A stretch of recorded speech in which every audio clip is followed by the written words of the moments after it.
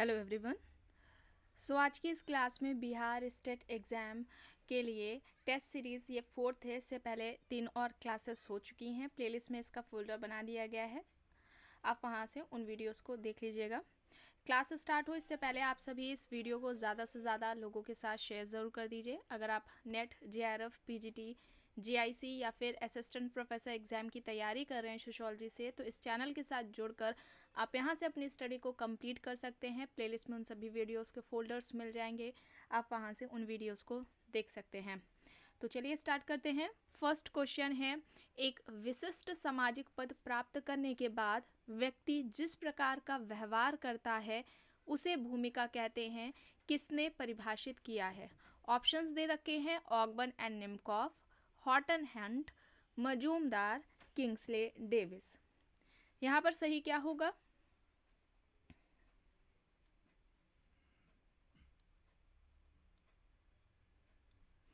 And status की role की बात आई है तो स्टेटस एंड रोल यानी प्रस्तुति और भूमिका, इस टॉपिक को पहले कंप्लीट कराया जा चुका है। प्लेलिस्ट में इसका आपको फोल्डर मिल जाएगा। आप जब फोल्डर को ओपन करेंगे तो उसमें इस टॉपिक से यानी स्टेटस एंड रोल से रिलेटेड जितनी भी क्लासेस हुई हैं वे सभी आपको एक जगह पर मिल जाएंगी। स्टेटस एंड रोल यानी प्रस्तुति और भूमिका की बात आती है तो सबसे पहले व्यवस्थित तरीके से अध्ययन रॉल्फ लिंटन ने किया था अपनी book the study of man में। और यहाँ पर एक विशिष्ट सामाजिक पद प्राप्त करने के बाद व्यक्ति जिस तरीके से व्यवहार करता है वह व्यवहार उसका क्या कहलाता है? रोल कहलाता है, भूमिका कहलाता है। और ये कहना किसका है? हॉटन हंट का है। ठीक है, ऑप्शन बी यहाँ पर राइट आंसर हो जाएगा। वहीं पर अगर हम किम्बॉल यंग की बात करें तो किम्बॉल यंग का क्या कहना है रोल के बारे में कि व्यक्ति जो भी कार्य करता है या दूसरों से करवाता है, व्यक्ति जो भी कार्य करता है या दूसरों से कार्य करवाता है वह ही भूमिका कहलाती है। उस व्यक्ति की क्या है? वह भूमिका कहलाती है, रोल है। तो ये कहना किसका है? किम्बॉल यंग का है। फेयरचाइल्ड ने क्या कहा है? फेयरचाइल्ड कहते हैं कि किसी समूह में व्यक्ति से किया गया जो अपेक्षित कार्य है या व्यवहार है वो ही क्या कहलाता है? रोल कहलाता है। ठीक है, किसी समूह, किसी ग्रुप में व्यक्ति से जो अपेक्षित किया गया व्यवहार होता है, यानी कि व्यक्ति से अपेक्षा की जाती है कि वो ऐसा व्यवहार कार्य करेगा, वो ही व्यक्ति का क्या कहलाता है? रोल कहलाता है। और ये जो व्यवहार है या अपेक्षित जो कार्य या व्यवहार की बात हो रही है कि व्यक्ति ऐसा करेगा, ये उस समाज या समूह के द्वारा ही क्या होता है? परिभाषित होता है। और ये कहना फेयरचाइल्ड का है। यहाँ पर फिलहाल सही उत्तर क्या हो जाएगा? ऑप्शन बी हो जाएगा। आइए आगे देखते हैं। अब प्रश्न है, किसने समाज को ईश्वर के समकक्ष माना? ऑप्शंस दे रखे हैं, Tyler, Rivers, Durkheim, Max Muller. Tyler, Rivers, Durkheim, Max Muller options हैं। समाज को ईश्वर के समकक्ष किसने माना? सही क्या होगा यहाँ पर? समाज को ईश्वर के समकक्ष इनमें से किसने माना है? Tyler, Rivers, Durkheim, Max Weber options है। सही यहाँ पर क्या हो जाएगा? सही हो जाएगा दुर्खीम। ठीक है, सही हो जाएगा, दुर्खीम हो जाएगा। ऑप्शन सी यहाँ पर राइट आंसर हो जाएगा। अब दुर्खीम है तो इनकी कुछ इंपॉर्टेंट बुक्स के बारे में बात कर लेते हैं। पहली जो इंपॉर्टेंट बुक है, नाम है इसका the division of labour in society. Book का नाम क्या है? The division of labour in society book है। इसके अलावा एक बुक आती है इनकी, the rules of sociological method. The rules of sociological method, ये हो जाएगी दुर्खीम की। फिर आती है the elementary forms of religious life. The elementary forms of religious life हो जाएगी। और फिर एक आती है सुसाइड। ठीक है, ये जितनी भी आपको बुक्स बताई गई हैं मोस्ट इम्पॉर्टेंट है। ठीक है, इनसे इन बुक्स से रिलेटेड क्वेश्चंस पूछे जाते हैं, तो इन्हें याद में रखिएगा। और इम्पॉर्टेंट सोशोलॉजी की जो बुक्स हैं इस पर पहले ही क्लासेस ली जा चुकी हैं। प्लेलिस्ट में आपको फोल्डर मिल जाएगा। और जितने भी एग्जाम्स हैं सभी को एग्जाम्स को ध्यान में रखते हुए बुक्स इंपॉर्टेंट कराई गई हैं सोशोलॉजी के। आइए आगे देखते हैं। प्रश्न है, दुर्खीम ने आत्महत्याओं को निम्न में से क्या माना? समान, असमान, वैध या फिर अवैध? दुर्खीम ने आत्महत्याओं को निम्न में से क्या माना है? समान, असमान, वैध या फिर अवैध? सही क्या होगा यहाँ पर? सही क्या हो जाएगा? समान हो जाएगा, ऑप्शन ए यहाँ पर राइट होगा। ठीक है, ऑप्शन ए यहाँ पर राइट आंसर हो जाएगा। और अगर बात आती है दुर्खिम के सुसाइड पर जो उन्होंने थ्योरी दी है, सिद्धांत दिया हुआ है, बुक भी इनकी सुसाइड के नाम से ही है जिसमें उन्होंने ये सिद्धांत दिया है। आत्महत्या को इन्होंने सामाजिक तथ्य माना था। आत्महत्या को क्या कहा था? सोशल फैक्ट है, सामाजिक तथ्य है, और इसको ही यानी सामाजिक तथ्य, आत्महत्या को सामाजिक तथ्य माना था और इसे ही समाजशास्त्र की क्या बताया था उन्होंने? विषय वस्तु माना था। और इनका आत्महत्या के बारे में ये कहना था कि जो व्यक्ति सुसाइड करता है, ठीक है, सुसाइड कोई व्यक्तिगत क्रिया नहीं है। ठीक है, जो सुसाइड है व्यक्ति कर रहा है, ये कोई व्यक्तिगत क्रिया नहीं है, बल्कि ये क्या है? एक सामाजिक क्रिया है। ठीक है, व्यक्ति ऐसा कार्य करता है, उसे समाज में रहकर ही, समाज से ही कुछ प्रेरणा मिलती है। यानी कि जो सुसाइड कर रहा है इसका कारक क्या है? सामाजिक कारक है, जिसकी वजह से कर रहा है सुसाइड व्यक्ति। और इसके अलावा उन्होंने जो आत्महत्या के प्रकार बताए थे वे भी इम्पॉर्टेंट हो जाते हैं, क्योंकि प्रकार से रिलेटेड भी प्रश्न पूछा जाता है कि किस आत्महत्या की उन्होंने बात की है या किस आत्महत्या की दुर्खिम ने बात नहीं की है। आइए देख लेते हैं। 4 प्रकार बताए हैं। अहमवादी आत्महत्या है, ठीक है, अहमवादी आत्महत्या, परार्थवादी आत्महत्या, सेकंड क्या हुई? परार्थवादी आत्महत्या। थर्ड आती है प्रतिमानहीनतावादी आत्महत्या, प्रतिमानहीनतावादी आत्महत्या, और फिर आती है भाग्यवादी आत्महत्या। ठीक है, ये 4 प्रकार बताए हैं दुर्खिम ने। आइए आगे देखते हैं। 2011 की जनगणना के अनुसार भारत में ग्रामीण साक्षरता का प्रतिशत है। अब देखिए 2011 की जनगणना है और पूछा जा रहा है भारत में जो ग्रामीण साक्षरता का जो प्रतिशत है वो क्या है?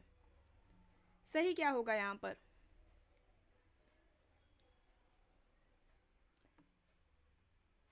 ऑप्शन बी हो जाएगा। ठीक है, ऑप्शन बी यहाँ पर राइट आंसर हो जाएगा। नेक्स्ट है, स्वाभाविक परिवर्तन का सिद्धांत के प्रतिपादक है। स्वाभाविक परिवर्तन, ऑप्शंस दे रखे हैं, Tylor, Toynbee, Karl Marx, Weber, Sorokin. स्वाभाविक परिवर्तन, Toynbee, Karl Marx, Weber, Sorokin options दे रखे हैं। स्वाभाविक परिवर्तन का सिद्धांत पूछा जा रहा है, इनमें से किसने दिया है?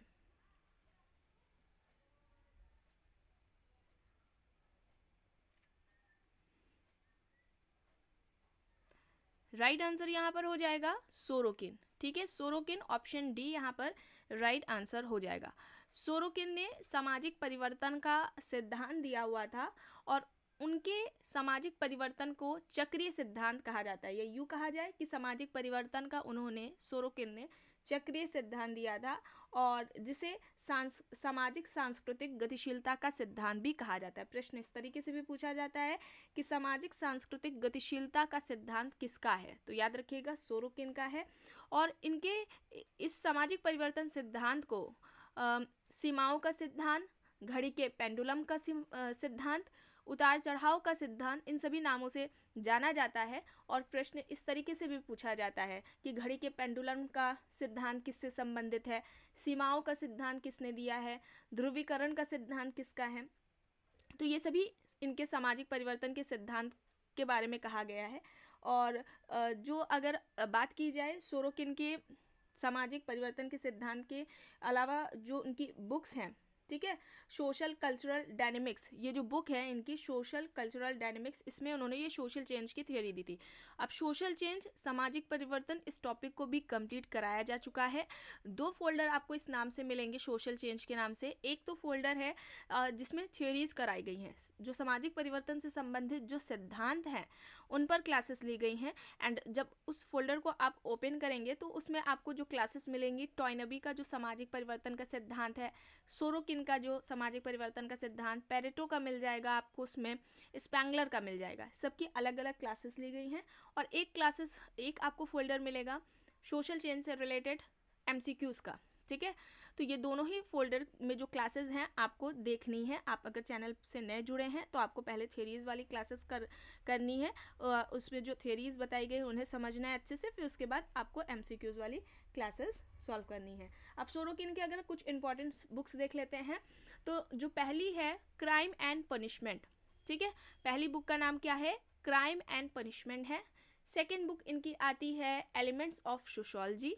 ठीक है, एलिमेंट्स ऑफ सोशोलॉजी। फिर नेक्स्ट बुक है सिस्टम ऑफ सोशियोलॉजी, ठीक है, एलिमेंट्स ऑफ सोशियोलॉजी तो है, इसके अलावा सिस्टम ऑफ सोशियोलॉजी ये भी एक बुक है। फिर सोशल मोबिलिटी आपको बताया जाता रहा है, सामाजिक गतिशीलता का सिद्धांत इसमें उन्होंने दिया था। फिर एक बुक आती है सोशल एंड कल्चरल डायनेमिक्स आ जाएगी। फिर सोसाइटी कल्चर एंड पर्सनैलिटी, ठीक है, सोसाइटी कल्चर एंड पर्सनैलिटी, ये कुछ इंपॉर्टेंट बुक्स थी सोरोकिन की। आइए आगे देखते हैं। अब मैचिंग है यहाँ पर, शुद्ध समाजशास्त्र, जजमानी व्यवस्था, मानववाद, संतुलित व्यवस्था दिया हुआ है। अब इनसे संबंधित कौन है ये बताइए।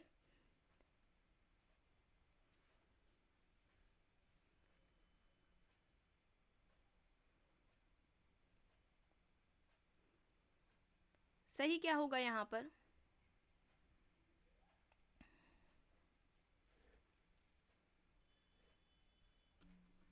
देखिए, शुद्ध समाजशास्त्र की बात किसने की है? वॉर्ड ने की है। जजमानी व्यवस्था का जो अध्ययन है वाइजर का है। मानववाद सिद्धांत मेरिट का है। और संतुलित व्यवस्था का जो सिद्धांत है वो पेरेटो ने दिया हुआ है। मानववाद का किसका हो जाएगा? मेरिट का। तो यहाँ पर ऑप्शन ए राइट आंसर हो जाएगा, ठीक है, ऑप्शन ए यहाँ पर राइट है। नेक्स्ट है, अब यहाँ पर देखिए, गरीबी संस्कृति, अपराधी क्षेत्र, प्राथमिक समूह, चुनौती प्रत्युत्तर का सिद्धांत दिया गया है। बताइए यहाँ पर सही क्या होगा? कौन सा ऑप्शन सही होगा? मिलान करिए फिर बताइए।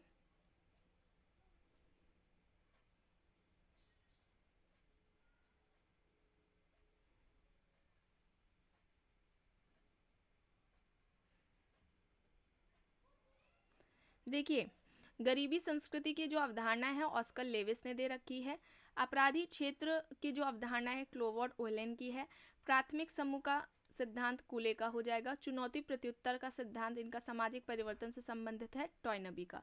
तो यहाँ पर सही क्या हो जाएगा? ऑप्शन बी यहाँ पर राइट आंसर हो जाएगा। नेक्स्ट है, नृजातीय समूह की अवधारणा के प्रवर्तक हैं। अब नृजातीय समूह की अवधारणा किसने दे रखी है? ऑप्शंस दिए गए हैं, Huxley, Sumner, Hutton, Majumdar. Huxley, Sumner, Hutton, Majumdar options हैं नृजातीय समूह की अवधारणा।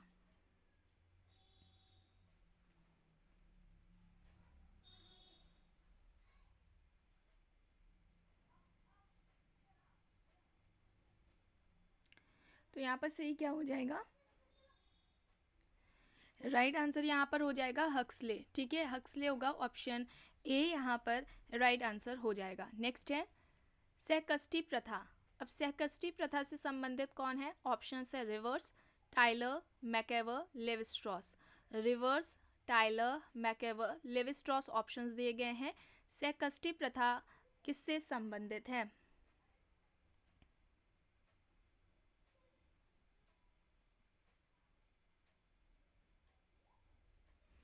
यहाँ पर राइट होगा टाइलर, ठीक है, टाइलर होगा, बी यहाँ पर राइट हो जाएगा। नेक्स्ट है सम्मित परिवार की अवधारणा।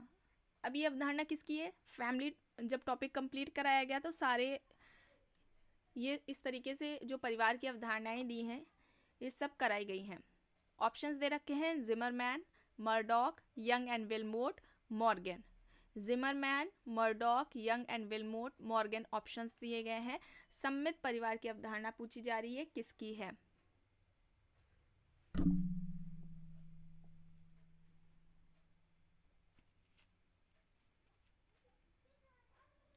सही क्या होगा यहाँ पर?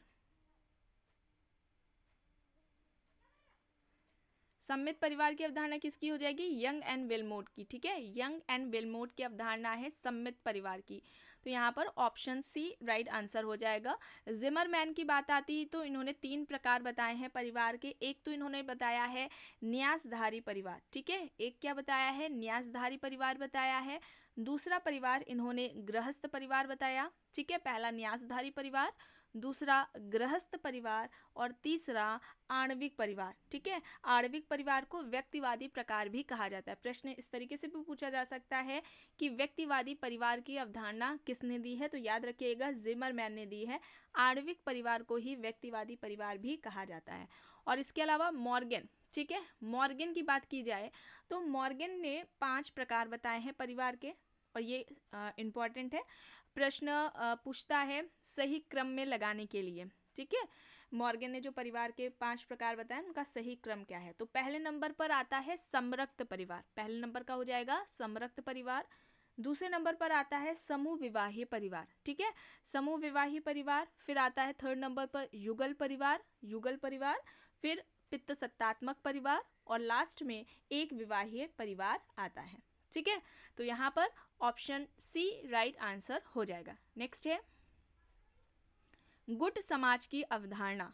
ऑप्शंस दे रखे हैं Elworth, Oscar Lewis, Robert Redfield, MacIver. Elworth, Oscar Lewis, Robert Redfield, MacIver options दे रखे हैं। गुट समाज की अवधारणा पूछा जा रहा है किसने दी है।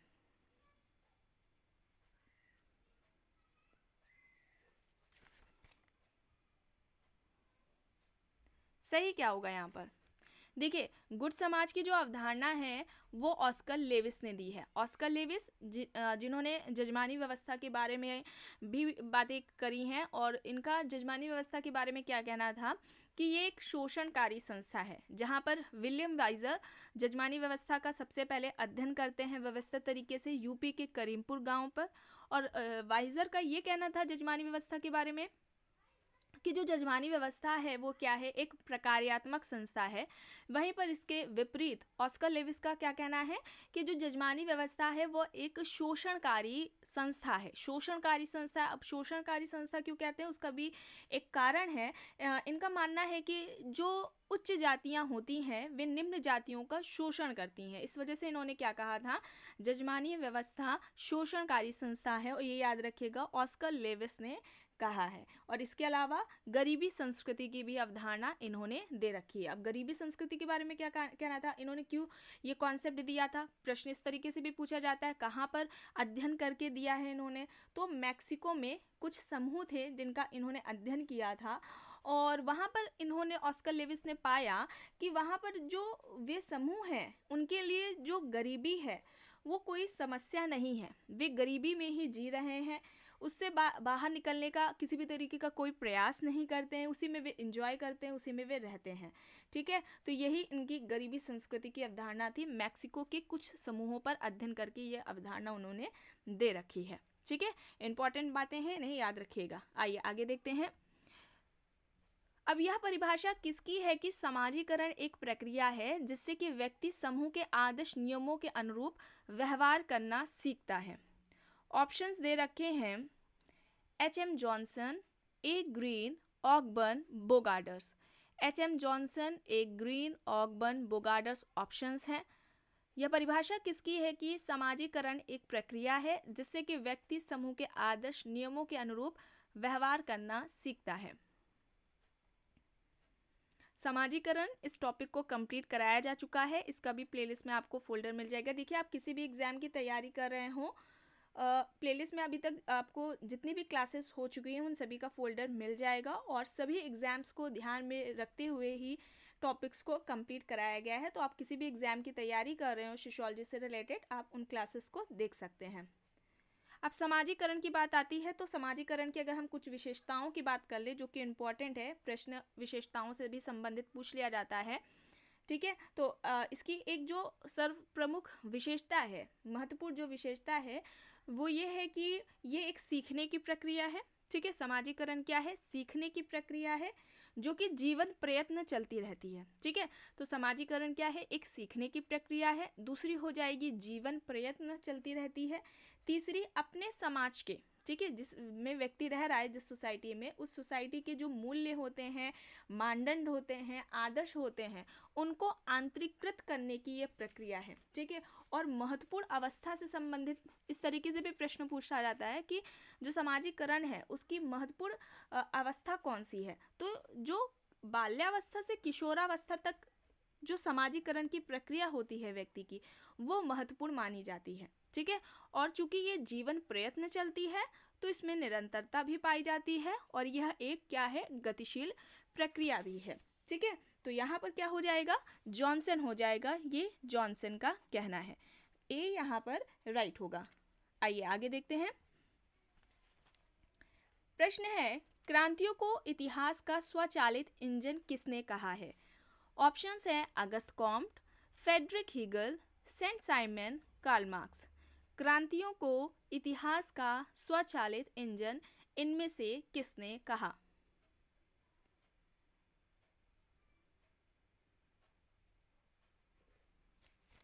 राइट आंसर यहाँ पर कार्ल मार्क्स हो जाएगा।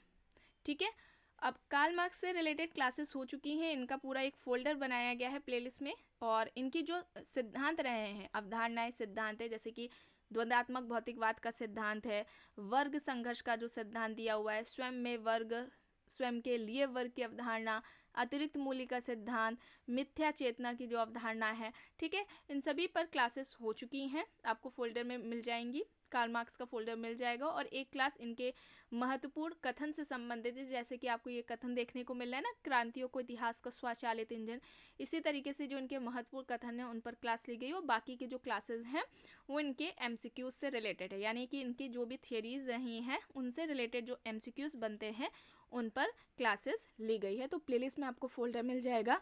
कार्ल मार्क्स इंपॉर्टेंट है क्योंकि इनसे रिलेटेड प्रश्न पूछा जाता है। ठीक है, तो डी यहाँ पर राइट होगा। नेक्स्ट है, यह किसका विश्वास है कि सभी विज्ञानों की एकता उसकी पद्धति में है, ना कि केवल उसकी विषय वस्तु में? ऑप्शंस दे रखे हैं, Karl Pearson, Stuart Chase, George A Lundberg, L Bernard. बताइए, सभी विज्ञानों की एकता उसकी पद्धति में है, ना कि केवल उसकी विषय वस्तु में। सही क्या होगा यहाँ पर?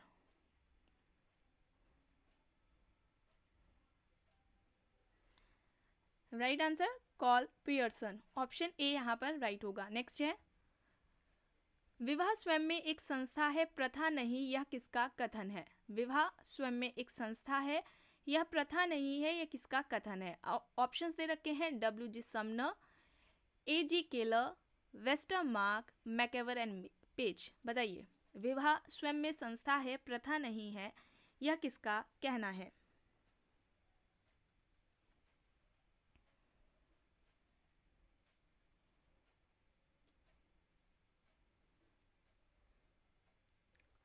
तो यहाँ पर राइट आंसर क्या हो जाएगा? मैकेवर एंड पेज। एंड विवाह यानी कि मैरिज पर भी क्लासेस पूरी कराई गई हैं। ठीक है, इसका भी प्लेलिस्ट में फोल्डर आपको मिलेगा। यहाँ पर मैकेवर एंड पेज राइट आंसर हो जाएगा। और बात करें अगर हम वेस्टर मार्क की, तो इन्होंने विवाह को किस तरीके से परिभाषित किया है, जो कि इम्पॉर्टेंट है, अक्सर पूछ लिया जाता है।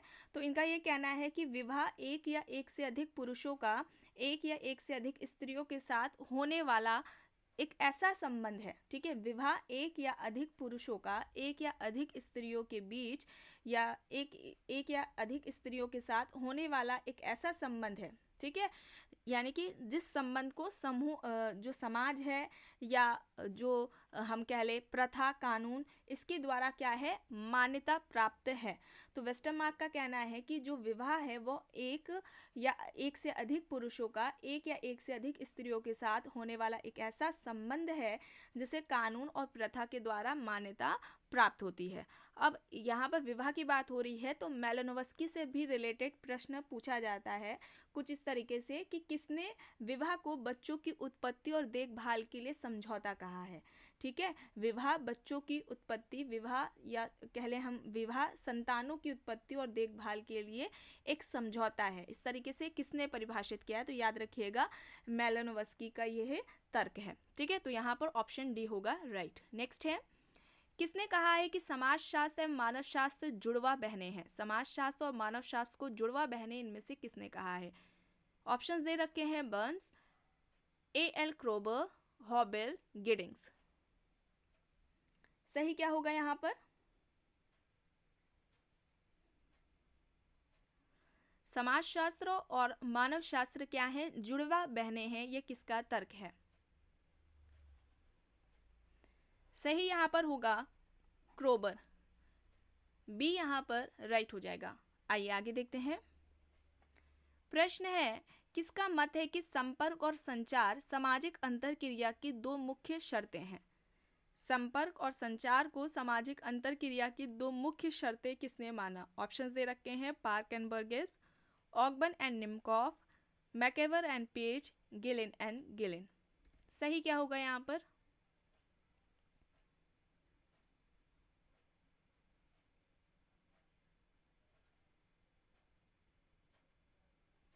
संपर्क और संचार को सामाजिक अंतरक्रिया की दो मुख्य शर्तें या दो मुख्य तत्व इनमें से किसने माना?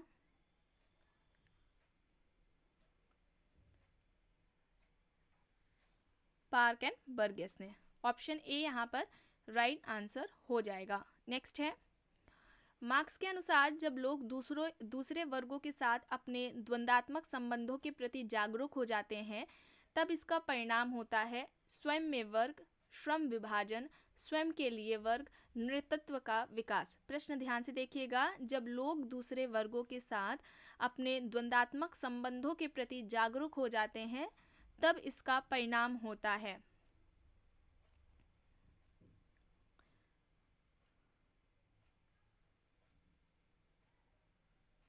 सही क्या होगा यहाँ पर?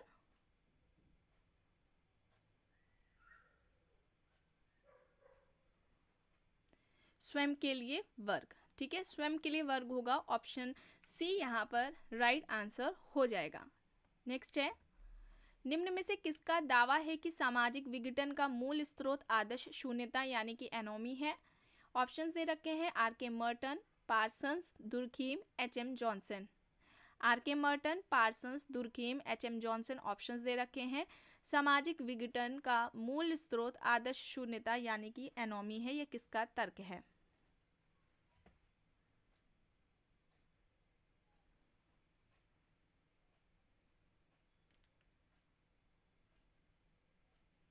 बताइए सही क्या होगा यहाँ पर?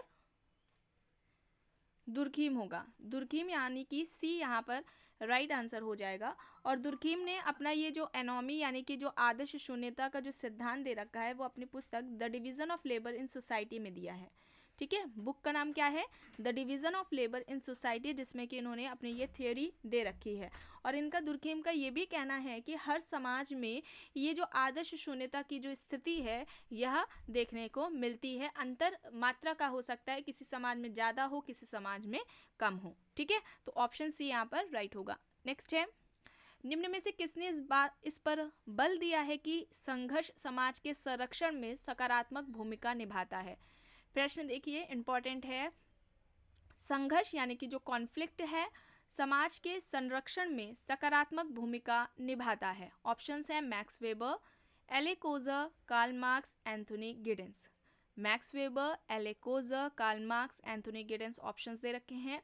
सही क्या होगा यहाँ पर?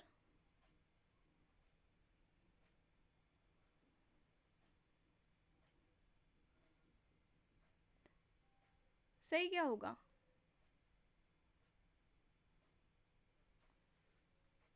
कोजर होगा। ठीक है, ये कोजर का तर्क है। ऑप्शन बी यहाँ पर राइट आंसर हो जाएगा। कोजर ने, एलेकोजर ने संघर्ष का प्रकार्यात्मक सिद्धांत दिया था। इस तरीके से भी प्रश्न पूछा जाता है कि संघर्ष का प्रकार्यात्मक सिद्धांत किसका है, तो कोजर का है। और संघर्ष जो कोजर हैं इनको संघर्षात्मक प्रकारवादी किसने कहा है?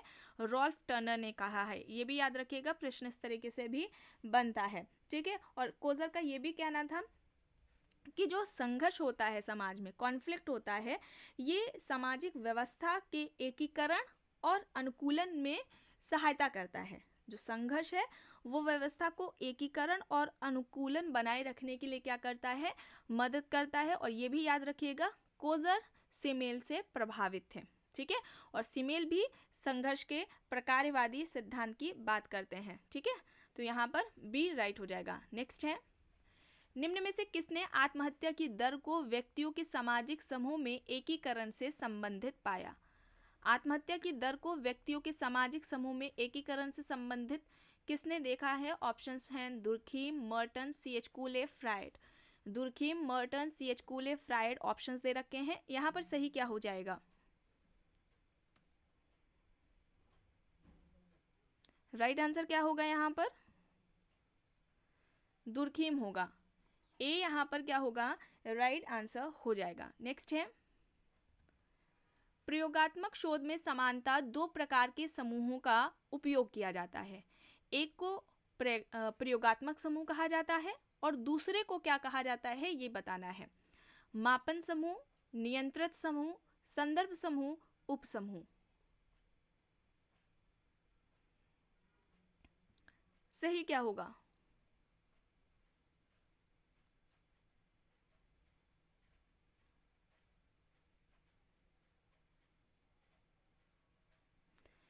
नियंत्रित समूह, ठीक है, नियंत्रित समूह होगा, बी यहाँ पर राइट होगा। नेक्स्ट है, तथ्य संकलन की कौन सी प्रणाली में कानों तथा वाणी की अपेक्षा नेत्रों के प्रयोग की स्वतंत्रता है? अवलोकन, साक्षात्कार, एकल विषय अध्ययन पद्धति या फिर विषय वस्तु यानी कि अंतर वस्तु अध्ययन। सही क्या होगा यहाँ पर? ऑब्जर्वेशन होगा, अवलोकन होगा, ठीक है, ऑब्जर्वेशन अवलोकन यहाँ पर सही हो जाएगा। आगे देखते हैं। प्रश्न है, निम्न में से कौन घटना विज्ञान के अध्ययन से संबंध है? Edmund Husserl, C.H. Cooley, Karl Marx, R.M. MacIver. घटना विज्ञान के अध्ययन से कौन संबंधित है इनमें से?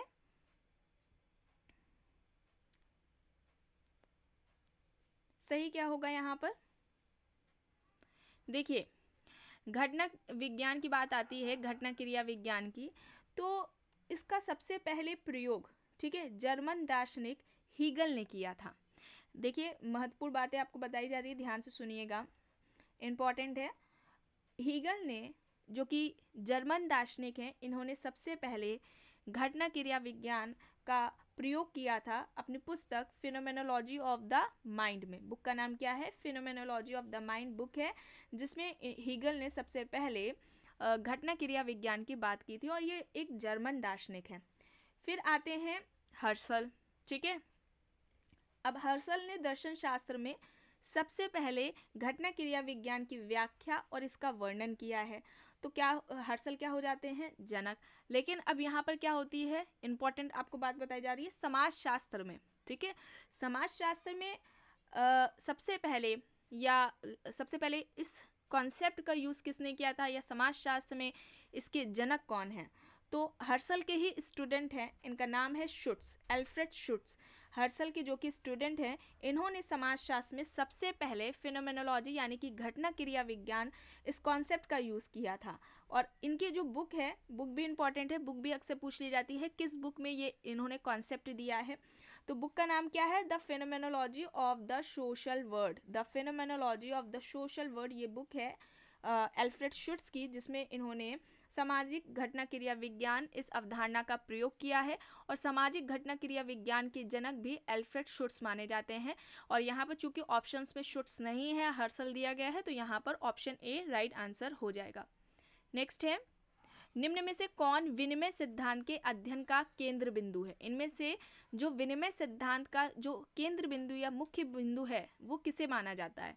ऑप्शंस में व्यक्ति, समूह, संस्था, राज्य दिया गया है। व्यक्ति, समूह, संस्था, राज्य दिया गया है। यहाँ पर सही क्या हो जाएगा? राइट आंसर हो जाएगा व्यक्ति, ठीक है, व्यक्ति हो जाएगा, ऑप्शन ए यहाँ पर राइट हो जाएगा। नेक्स्ट है, निम्न में से किसका तर्क है कि विचलन व्यवहार को अनुशासन के प्रयोग से नियंत्रित किया जाता है? जो विचलन व्यवहार होता है, इसे अनुशासन के जरिए नियंत्रित किया जा सकता है, ऐसा तर्क किसका है? ऑप्शंस दे रखे हैं, बेकर, फूको, मर्टन या फिर इनमें से कोई नहीं। बेकर, फूको, मर्टन या फिर इनमें से कोई नहीं। सही क्या हो जाएगा यहाँ पर?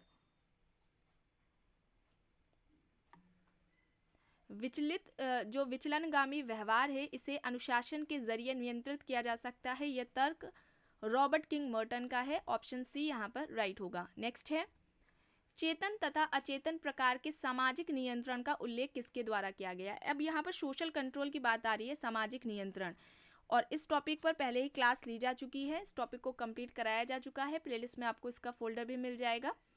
सामाजिक नियंत्रण की बात अगर की जाए व्यवस्थित तरीके से, सबसे पहले किसने अध्ययन किया है या वर्णन किया है, तो E.A. रॉस हैं। E.A. रॉस ने सबसे पहले सामाजिक नियंत्रण की बात की है, अध्ययन किया है अपनी पुस्तक सोशल कंट्रोल में, ठीक है, इसी नाम से ही इनकी पुस्तक भी है, सोशल कंट्रोल, और बुक भी पूछ ली जाती है अक्सर, ये किसकी है, तो याद रखिएगा E.A. रॉस की है। और इनका क्या कहना था सामाजिक नियंत्रण के बारे में, कि सामाजिक नियंत्रण कुछ ऐसी शक्तियाँ होती हैं जिनके जरिए कोई समूह या फिर समाज सदस्यों को अपने अनुरूप बनाने का प्रयास करता है। और यहाँ पर जो सामाजिक नियंत्रण के जो प्रकार दिए गए हैं प्रश्न में, चेतन और अचेतन, तो यहाँ पर क्या हो जाएगा right answer? Cooley and Burnout. अब देखिए यहाँ पर ऑप्शन में कूले दिया गया है, बर्नौट नहीं है, तो हो सकता है प्रश्न में कूले ना हो, बर्नौड हो, तो यहाँ पर ध्यान रखिएगा चार्ल्स कूले एंड बर्नौड ने सामाजिक नियंत्रण के चेतन और अचेतन प्रकार की बात की है।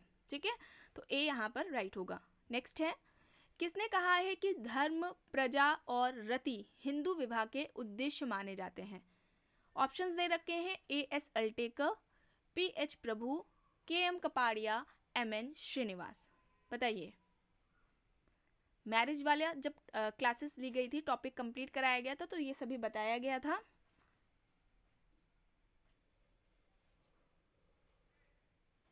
सही क्या होगा यहाँ पर? K.M. कपाड़िया। ठीक है, K.M. कपाड़िया ने हिंदू विवाह के जो उद्देश्य बताए हैं, धर्म, प्रजा, रति बताया है, और ये क्रम में भी लगाने को आता है। सही क्रम क्या है इसका? ठीक है, तो याद रखिएगा, पहले धर्म है, फिर प्रजा है और फिर रति है। तो ये K.M. कपाड़िया ने बताया है। नेक्स्ट है, वास्तविक तथा सामान्य संरचना के मध्य अंतर किसने किया है?